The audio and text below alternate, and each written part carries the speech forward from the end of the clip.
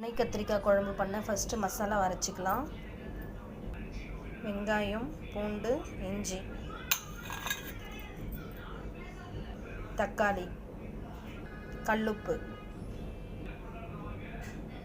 வெந்தயம், மிளகு, சீரகம். இது வரைக்கும் ஃபஸ்ட்டு கிரைண்ட் பண்ணிக்கலாம். அரைச்ச இந்த மசாலாவில் கொஞ்சம் புளி சேர்த்துக்கலாம். தேவையான அளவு மிளகாத்தூள் நான் 2 ஸ்பூன் சேர்த்துக்கிறேன். இப்போ எண்ணெய் கத்திரிக்காய் குழம்புக்கு தேவையான மசாலா ரெடி ஆகிடுச்சு. கத்திரிக்காயை நல்லா வாஷ் பண்ணி எடுத்து வச்சுக்கலாம். நான் 4 கத்திரிக்காய் எடுத்திருக்கேன். இப்போ இதை கட் பண்ணிக்கலாம்.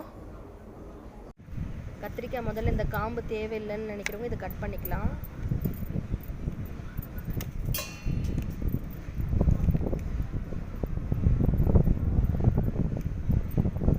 கட் பண்ணிட்டு இந்த மாதிரி பீசஸாக கட் பண்ணணும். இது மாதிரி ஸ்லைஸாக வெட்டிக்கலாம்.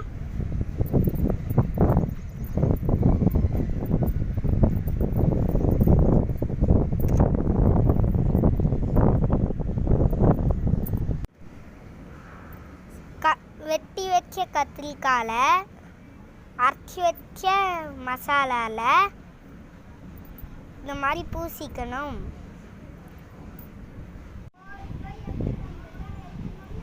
கடாயில் தேவையான அளவு எண்ணெய் சேர்த்துக்கலாம். எண்ணெய் காஞ்சதும் கடுகு, சீரகம், வெந்தயம், மிளகு சேர்த்துக்கலாம்.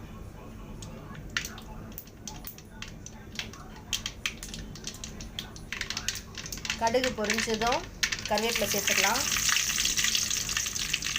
மசாலா சேர்த்து வச்சுருக்க கத்திரிக்காவை சேர்த்துக்கலாம்.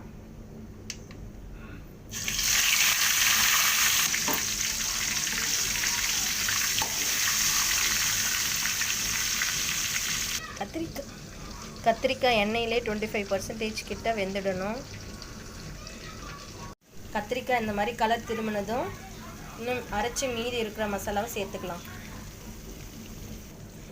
இந்த மசாலா பச்சை வாசனை போகிற வரைக்கும் லோ சிம்லே வச்சு ஒரு 10 மினிட்ஸ் வந்து வதக்கிக்கலாம்.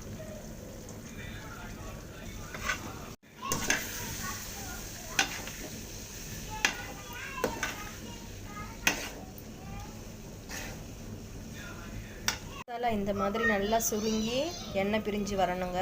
இந்த ஸ்டேஜில் தண்ணி சேர்த்துக்கலாம். உப்பு காரம் செக் பண்ணிவிட்டு எல்லாம் சரியாக இருந்துச்சுன்னா மூடி போட்டு ஒரு 10 மினிட்ஸ் நல்லா கொதிக்கட்டும். நல்லா கொதிச்சு இந்த மாதிரி திக் கன்சிஸ்டன்சி வந்த உடனே குழம்பு ஆஃப் பண்ணிடலாம்.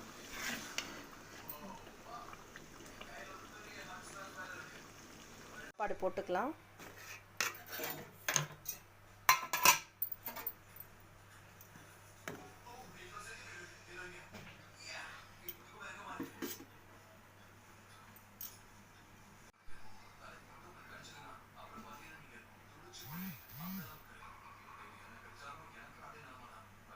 பறக்கிற சாப்பாட்டில் இப்போ குழம்பு போட்டுக்கலாம்.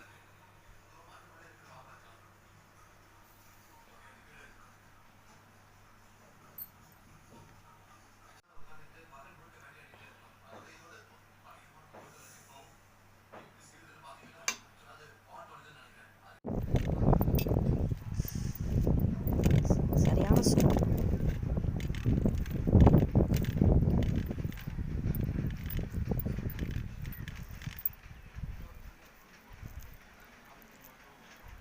Too bad.